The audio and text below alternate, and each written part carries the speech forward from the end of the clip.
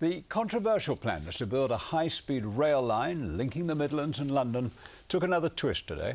A new report concluded HS2 would have a significant impact on growth across the region. Well, Sam's been looking at the details of this latest report. Sam. I have, Bob. And it seems a day never goes by when HS2 isn't in the news.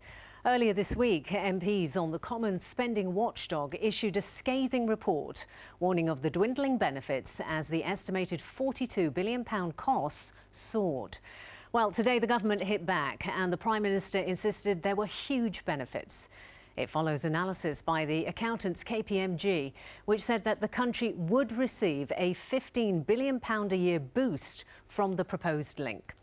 It said Birmingham could benefit by more than £3 billion a year, while Derby and Nottingham would benefit by £2.2 billion. The main reason we need HS2 is a heart bypass for the clogged arteries of our transport system.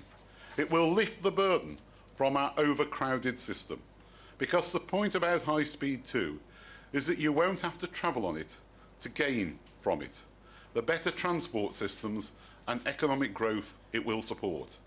People who never use the new line will still gain from these more new services. For towns and cities up and down Britain, more room on our local trains, more spaces for direct services to London from places that can't get them today. Well, as we know, the high-speed rail line is a hugely divisive issue. Many residents living along the proposed route, like these people who were demonstrating at the weekend, worry about the environmental impact and the destruction of their homes. Business leaders in the East and West Midlands have largely welcomed the plans. But today there were mixed views of the benefits to companies here from two engineering bosses in Birmingham. If I get overseas customers come here for contract negotiation or to see and pass off equipment, they'll usually fly into Heathrow and we end up going down in a minibus or something to pick them up.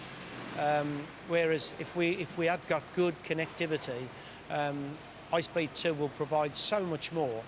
I've been here for 58 years. We don't travel anything like we used to in the old days. We use modern methods. We can use Skype, we use emails, we use telephones, we use video linking conferences. We don't do so much travelling, and no, we don't want to go to London. We want to fly out of Birmingham. KPMG insists their analysis shows beyond reasonable doubt that HS2 will bring benefits many times the cost of the scheme.